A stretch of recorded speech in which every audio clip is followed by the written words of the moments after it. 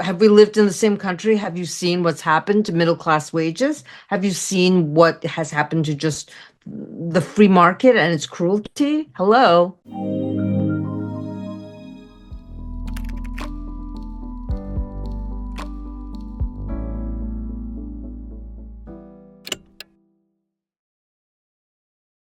I don't know if it was designed by the ruling elites as a kind of conspiracy, but I do think that with the 1970s and the offshoring of American manufacturing jobs to East Asia as a strategy of the Cold War to contain China and create prosperity in the East Asian zone, the American working class started to see defeat after defeat, both within private institutions, within corporations and their own jobs, and at the governmental level. I would say that the period of real worker power stretched from 1930 to 1970 in the United States. And as the American working class was weakened within liberal and left spaces, let's just say like the Democratic Party, or which stands for both liberal and left spaces in the United States, very, very flawed political organization. But in the 19 up until the 1970s, unions and union leaders were a very important part of the Democratic Party configuration. And during and after the Vietnam War, a new class of people came to dominate the Democratic Party, college educated elites. And they were liberal, they were anti-war, and they felt that the unions, many of whom voted in favor of the Vietnam War to approve it, very backward in their thinking about race, about gender, and eventually the white collar elites, the people who had been to college, they were able to sort of stage a values and a money takeover of the Democratic Party. And not only that, but liberal organizations like the media, like non-governmental, not-for-profit institutions. And this was something that happened through a decade when, the 70s, when there was a lot of economic turmoil, like we're going to see now.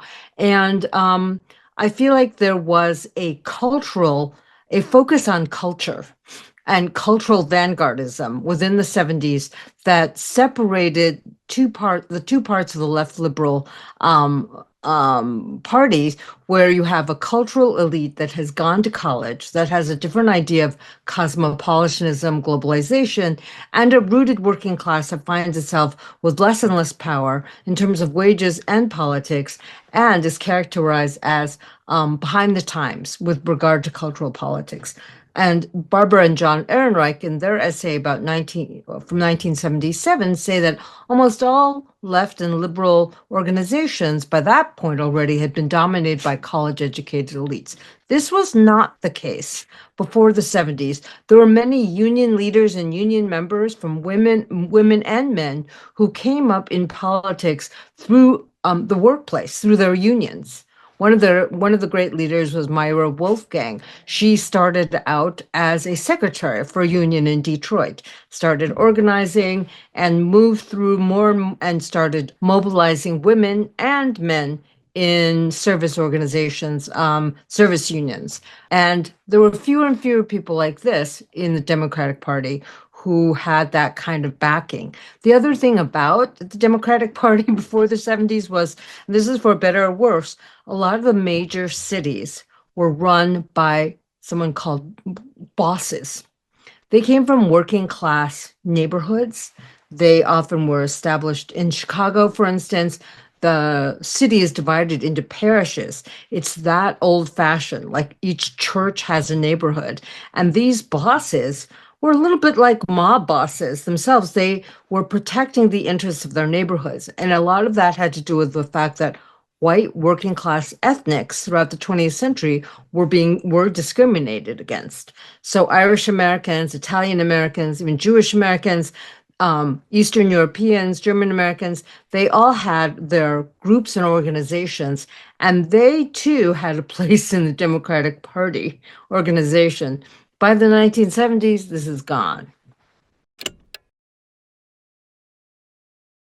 So here's what happened was that there were a lot of media conglomeration and consolidation is a huge factor in all of this. But journalism became a profession that you had to go to school to get a degree for. Radical journalists in America, the 30s and 40s, they were often people who had never been to college, who worked local beats. They were tough guys. A lot of them were men, and they were bold. They were paid very badly. Often, if they covered a labor issue, they were paid as much as the workers. They saw themselves very much on the side of the workers against the bosses. While more the as journalism becomes more and more of a professionalized, standardized, prestigious, better paid profession, the not only the BA but a higher degree had to be had from Columbia Journalism School, for instance, is one of the famous ones.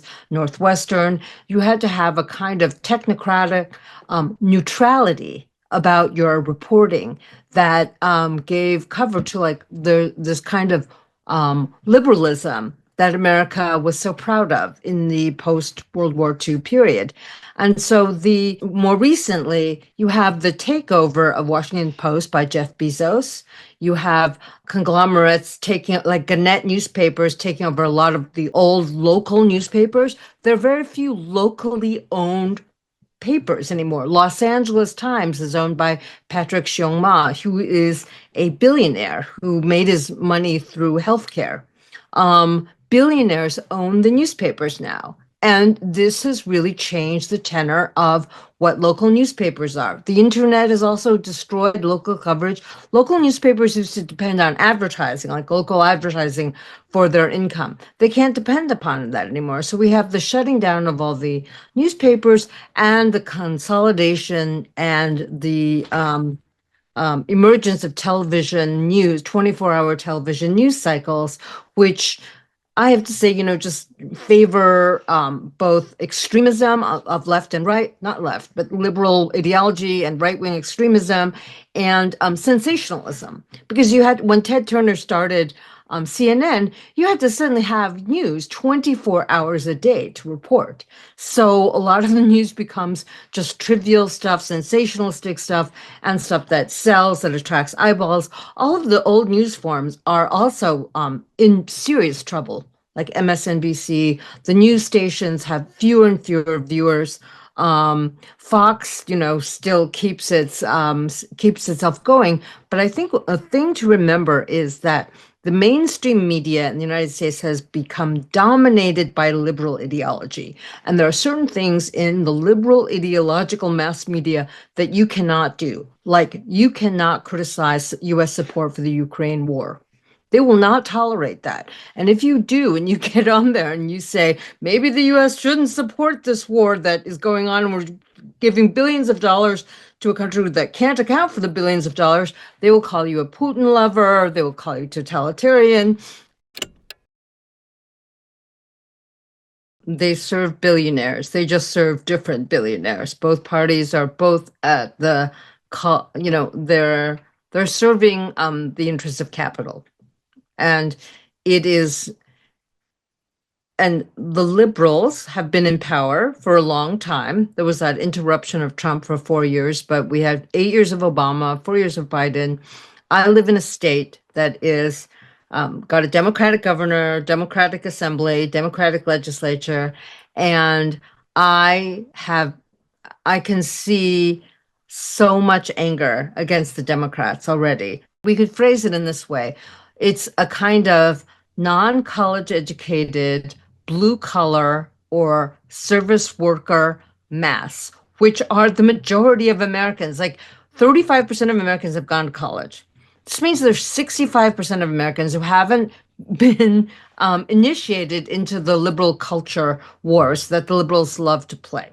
And so they find it extraordinarily oppressive. And I would say, even within the liberal institutions, the imposition of identity politics has not been without resistance. But what I was going to say about California is if you criticized identity politics, like at work, I would feel like people would be so upset at me. They don't listen to what I say online, which is fine. I don't care. But, I keep my mouth shut because it's very, and even my old, colleagues who are above me, senior colleagues say, no, no, you can't criticize that. Please don't say that in public about, a lot of these diversity, equity, and inclusion programs that Trump is outlawing. So there's a lot of anger about how this kind of social justice identity politics um, um, policies have been crafted where the Democratic Party really believes that if you have an elite that is proportional, like 14% Black,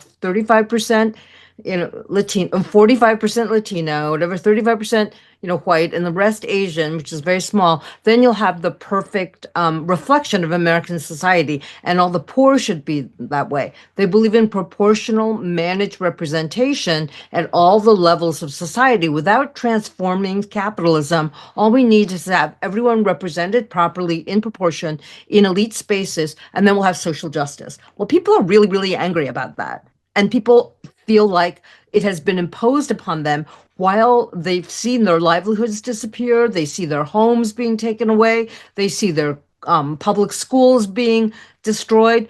But you have this like cultural, ideological cultural enlightenment that the elites try to impose on ordinary people. I could just talk about ordinary people. So there is a lot of resentment, and there's a lot of anger and distrust about the way that the Democrats have used morality to disguise the fact that they just have other billionaire interests in their mind, in behind them. So Trump's very obvious about having his billionaires in front of him. Let's just look at this for a moment. Like Obama, in his first 2 years of his presidency, had Democratic control of the White House, Congress, and the Senate. Why didn't they make Roe versus Wade, which is the federal Supreme Court decision to making a federal law that abortion, not a law, but it was a decision that made abortion permissible in all the states. Why didn't he make that into a law? You could have written that as legislation. It would have been passed by the Senate, the Congress, and he could have initiated that. Look at what Trump has done in 100 days. Why didn't that happen? Why didn't he make that priority number one? So I have a theory about this, which is that they want abortion to always be a political issue so that the NGOs around reproductive rights can continue to raise money. It's like a way to mobilize women and say, oh, those Republicans, they want to prevent abortion. So there's that. In those first 2 years, America's healthcare system is a complete mess. I think you've probably heard we pay the most out of any country in the world for healthcare, and we have the least good outcomes. I think China's life expectancy has passed Americans, or it's met. America's going down, China's going up, but we pay so much money. There's a fragmented private insurance, for-profit private insurance marketplace, and there are for-profit hospitals, there are not-for-profit hospitals. Everything is extremely fragmented, but everyone is managed to austerity. So when COVID first started, the reason why it was such a disaster was because there simply weren't enough intensive care unit beds in hospitals. Why were there not enough ICU beds? Because they are not profitable. Keeping a lot of empty ICU beds is simply not profitable, is not efficient use of hospital space. So they were cutting, and then you have this situation where the hospitals are overwhelmed with COVID. So Obama has the presidency, he has the Congress, he has both branches of Congress, and they decide, like, we're going to look at healthcare. Because if you take away the private insurance layer that is managing care, and you have the government be the single payer to hospitals and everything else, you actually save so much money that you could give the 1.5 million people who work in private insurance 2 years of severance pay for them to find another job. But we couldn't do it, well, because there were a lot of powerful lobbyists and a lot of powerful think tank people who were supposedly experts and economists in healthcare just saying, this can't happen. This can't happen. And all of those special interests finally got their way, and we got a very fragmented thing called Obamacare, which is still better than what it was before. But Obamacare means that a family will pay $800 to $1,200 a month and still have to pay $3,000 out of pocket before any kind of coverage will kick in. So you have the highest cause for American middle class bankruptcy is medical debt and small business debt. So this kind of American dream where you can have a middle class person have a dignified life and sort of have these prospects is now just like one medical disaster, one medical problem away from total disaster, from falling through the cracks of society. So they didn't do it. They didn't do it because healthcare, the pharmacological companies, insurance lobbies, they were there massaging all the statistics saying this wasn't going to work. One of the reasons why American labor is so expensive is because once you're a full-time employee and your employer has to give you health care, that is, the law, it is so expensive that American workers cannot compete on a global level because the rate of employment, not because they make so much money, but because the healthcare costs are so much for that person. So why couldn't that have been passed then? Why couldn't they have protected American workers, got rid of all of this waste? Well, it's because Democratic Party is as beholden, as I said, to capital as the Republican Party. So we're so far away from healthcare reform. But you see, with all the cutting and the austerity in healthcare and hospitals with doctors, after writing that book, doctors have written to me, nurses have written to me, they are not able to give the care that they need to give. Nurses are quitting because a nurse shouldn't have to take care of more than 8 patients at a time on an intensive care floor, and they're taking care of 15, 18, 25 people, one nurse for all of these people, and they feel like they can't do it. And it's because of management and efficiencies and cuts that American workers are completely demoralized. And I don't know if you've heard of this thing called quiet quitting, but it's a real thing. Where people go to work and they're not paid a lot of money, they don't want to do their jobs properly, and instead of quitting, they just kind of show up and not do, very much, and then they go home. Because they don't feel like there's any hope for improvement or hope for a better world. Young people, I complain about them, but I sympathize with them as well too, because the average cost of a house in Irvine, which is a very desirable suburb. I mean, it's very safe and clean and hygienic and very boring, but the average house costs like 1.4 to $2 million. Where are they going to get that money? Where is an average person going to get that money to buy a home? When my father came to the United States in 1964, he got a job at the UN. He was able to buy a house, he was able to buy a car, and he was able to work and support a wife and 3 children in the 70s. No, he's creating chaos. He's saying that many ordinary people, many working class people believed him. If you worked in an industry that's been decimated by layoffs, you want to hear that someone is, trying to help you out. But he has no industrial policy behind it. So, for instance, there was this small business owner on TikTok who was complaining about his. He has 6 months before his business is going to go bankrupt because he imports alloy hubcaps from China. Those wheel covers, some guys like my husband, people are crazy about cars. They like to get their custom alloy wheels, right? And he says that with the 125%, a tariff markup, he is not going to be able to afford to import these things and sell them at cost. And he's looking for other suppliers. There are no other suppliers in America sourcing them, or even Canada or Mexico, who are responding to his request.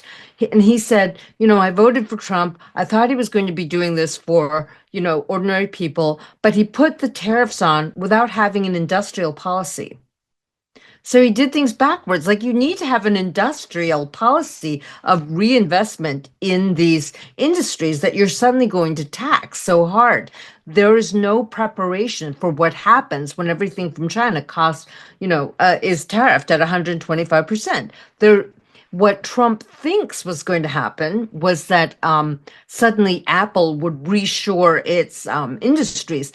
It takes 3 years at minimum to build an iPhone factory, and then who knows how long it would take to actually train the workers. There was no plan. What he wanted to do was say, look, I've done this, and Apple is investing $3 billion in so and such and such. Look, I've done the tariffs, and then Intel is going to start making all of its chips in Arizona, and they're investing $1 billion. He just wants to have the numbers down so that it looks like he's doing something. But you can't have just private investment doing this. The industrial policy is government driven.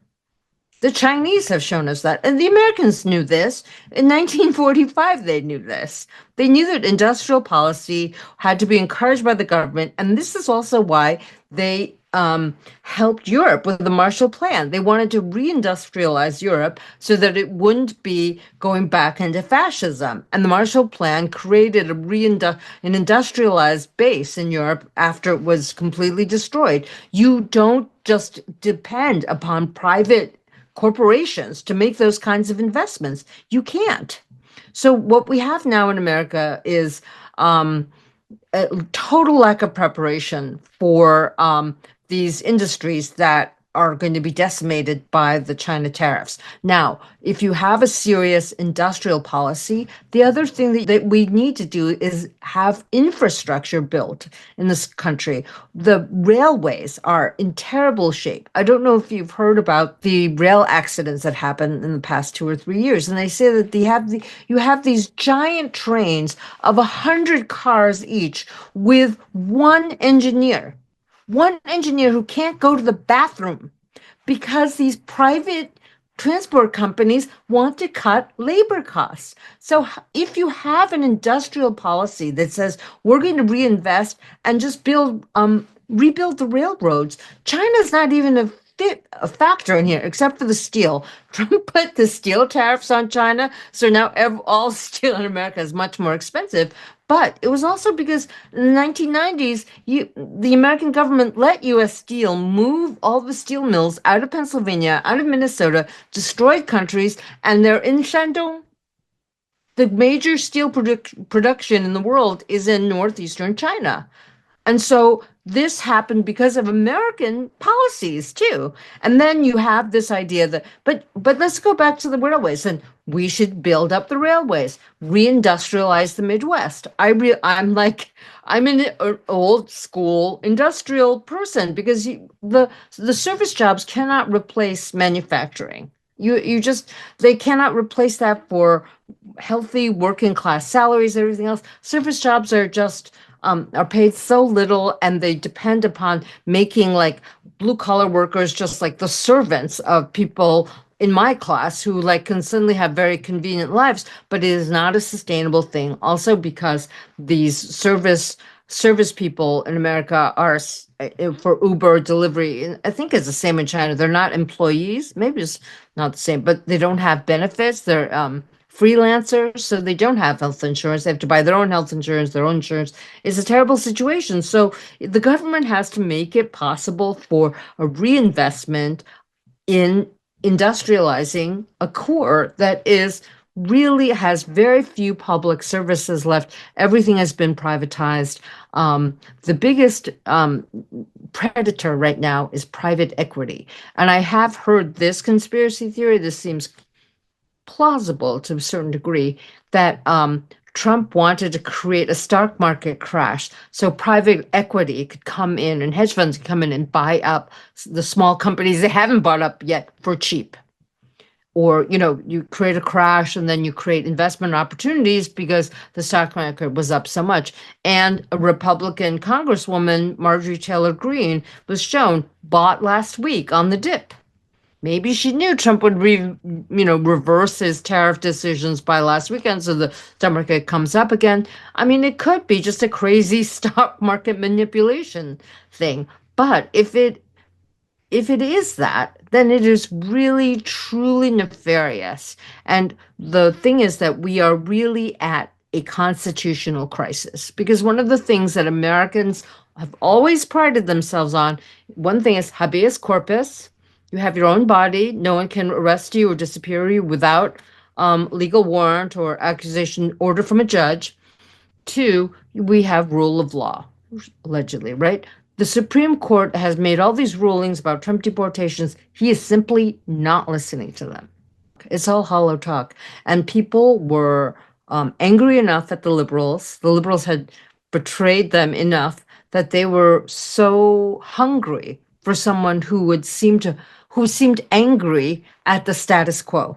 I can understand that. I mean, some of my liberal colleagues are like, he's the devil, blah, blah, blah. You can't understand that. So if you are in my class and you cannot understand how angry people are at the Democrats and the liberals, then there's also something wrong with you. Because have we lived in the same country? Have you seen what's happened to middle class wages? Have you seen what has happened to just the free market and its cruelty? Hello. Like, we have very comfortable lives, but there are 50 million Americans who live under the poverty line. 3 out of 5 children in America have known hunger. This is the richest country in the world. You don't think there's something wrong? You just need to go back to the Democrats? I am so disillusioned. Like, I do not think this party is viable.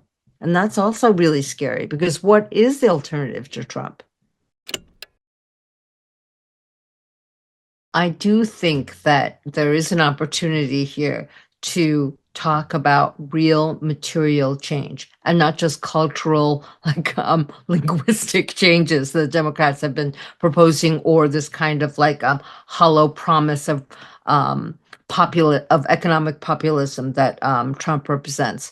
I think that we do have to understand how much we've been captured by liberal ideology and take it apart and start demanding more accountability and start demanding a real change in the organization of capital in this country. Right now, I don't see a clear path forward. I do think there's still a lot of strength and resources within the United States, but all of the liberal institutions are deeply, deeply corrupted. From the media to the universities, actually. Yeah, to the universities. We once prided ourselves on having the country where all the scholars and everyone wanted to come, and maybe in the STEM fields that's okay. But I've got to say, like, even in like medical training and in fields that had very little to do with identity politics becomes a dominant thing in the training of doctors, and people are sort of forced to adopt these positions or be banished from the field. And I think we need to get back to some kind of objective scientific commitment to an objective shared reality. And if we get to an objective shared reality, this is where Marxism actually helps. It's like, here's the economic objective shared reality. This country has trillions of dollars. 1% of them controls 90% of the assets of this country. This is objectively wrong, and it will lead to unstable politics. No country can sustain this level of inequality without it affecting the politics of that country. And we have to insist upon an objective material shared reality. It's crazy that I'm having to say this, but within my own fields, humanities and the social sciences, we went through a whole period of postmodernism and hypersubjectivity where it's like, oh no, anything, we have to disrupt the norms, and everything is point of view. And I'm just like, we have a congenital inability among my class, among liberals, to focus on the raw economic issues at hand.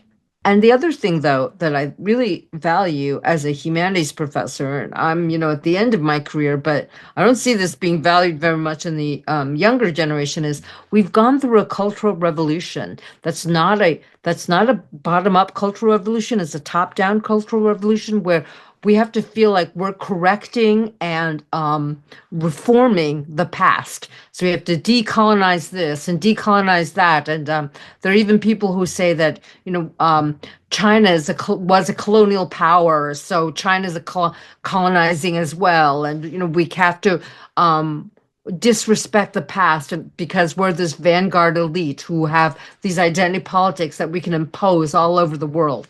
This is disastrous for culture. It's disaster. It's ahistorical. It promotes this kind of ignorance and anti-intellectualism. And this has been what has been promoted by liberals. You're supposed to go through the canon and say, I'm going to decolonize that, decolonize this. How are you going to decolonize the Vikings? The people who need to study like ancient languages or even Greek or Viking or, you know, I'm not even going to talk about East Asia, but just the Western tradition. How are you going to just reform that, make it disappear? There's such a contempt for the past, a contempt for the Enlightenment. In musicology, I have colleagues who are like, there are people who refuse to play Beethoven or Bach or Wagner because these people were male and they were they were patriarchal and they're part of, European elites and we shouldn't care about this. You know who's going to keep this alive? Because Beethoven belongs to all of us. Symphonic music is one of the most complex forms of art that was ever created in the world. And the West, the liberal West, is ready to throw it in the garbage can of history. And who will respect and conserve those techniques, those things? Who will say, we all own that? Electricity, we all own that. Do we want to say it was like a colonial thing, so we all have to go back to reading by candlelight? Well, I personally would not like to do that. Like the liberals don't actually believe in progress anymore. Here's another thing that people say in the left, liberal left, and even Bernie says this, like, we have to vote for the climate. Who's for the climate? Like to say that we're for the climate in the in liberal America is like means we're for recycling, we're against gas and oil industry. You know what we need is we need a reindustrialization through solar and wind and nuclear power because we can't get to carbon zero without more industry and technology.